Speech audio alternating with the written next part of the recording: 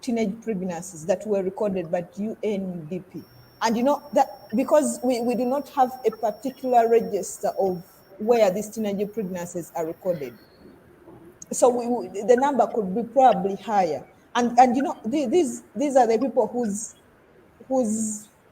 whose future has been ripped apart because of the 650,000. How many of those? I don't think even 1,000 of those are going to go back to school. And you know, like right now, education is our only hope for us to move out to the ladder if we are going to seek for economic independence. But we are having 650,000 within 2 years dropping out because in the middle of a pandemic. I feel like the pandemic has dragged us back to about 10 years from what we have achieved. And it's time for us to look at how we are going to reverse this. That's why activists are calling for sex education, for making abortions legal and everything, and to make sure that the stringent laws on rape and defilement are passed.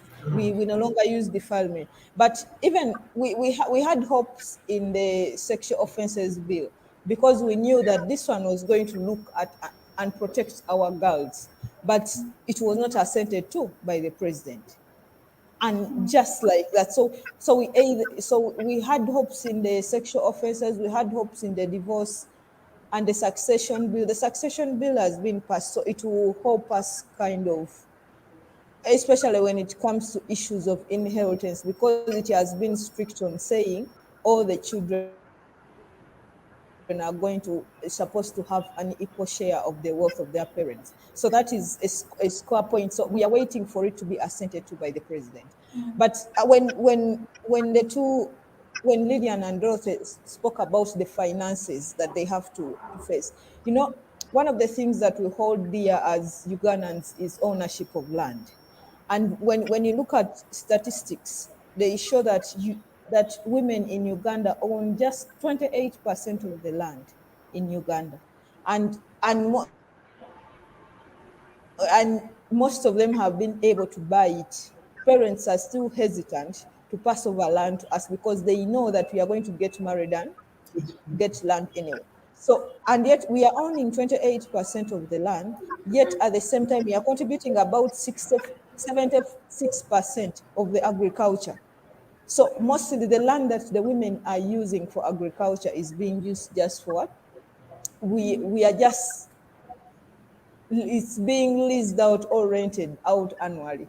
So those are the things that we have to look at. But as the experience for politicians, I know that we have this thing of affirmative action, but we have to start looking at what does this woman stand for? What Yeah, is her feminism? It's not a yeah, mere fact of a woman. We have these positions, and so we don't have to be comfortable by in the mere positions, but the politics behind what are the ideas that person stands for. yeah. Thank you, Priska, for elaborating that clearly. And you raised something that brings me to my next question, and this goes to you, Lillian. Yes. Yesterday, during the International Women's Day celebrations at Kololo Independence Grounds, President Museveni alluded to economic empowerment as the most important thing for women. Do you think women empowerment can be achieved through the parish development model? And if women become less economically vulnerable, will this translate to us seeing more women in politics? I think I'm one of those few people that believe that the parish development model is not going to do any miracles because we've had so many government structure programs like the PMA. These all came with good strategies, good work, and like selling points where you would think like now this one is going to take women out of poverty, the nuts and all that. But when you look at what has been delivered today, if you're telling me you're already launching the parish development model and the people that are supposed to be beneficiaries do not even know where to start from, do not know the procedure, do not know how to get the money, how to access it, how to make sure they are really benefiting, I think that is already a challenge. The other day we were with female MPs and they were telling us they were just going to get sensitized about the parish development model just this coming Friday. So if leaders do not even know what is taking place, how the parish development model is going to be carried on, what do you expect? What are we going to achieve? The money will come, it will be used for other things, and before you know it, they will tell you the money has been taken back because of maybe the end of the financial year. Then when you also look at the percentage that has been allocated to the women, we are talking about 30% for women. And this is maybe 30% out of 17 million may get to 5 million. We are talking about a parish that has 100 villages with over 300 CBOs for women. How are women going to share this money? I feel that maybe the allocations are really small and they may not really be impactful in terms of economic empowerment. The other issue I feel the parish development model, as it is being stated, it is so broad. It is tackling issues of infrastructure, it is talking about health, education, and it is the same monies that are going to be used. So if you transfer 19 million, someone may think maybe the clerk or something may say maybe for us we are going to do infrastructure to better markets for women. So women groups may not benefit, but accountability will come through that the money has been given to better the economic empowerment of women. So I think this is something that also needs revision. Then we also need to ensure economic justice under the parish development model. We are seeing men taking away money for women. A woman will go get their money.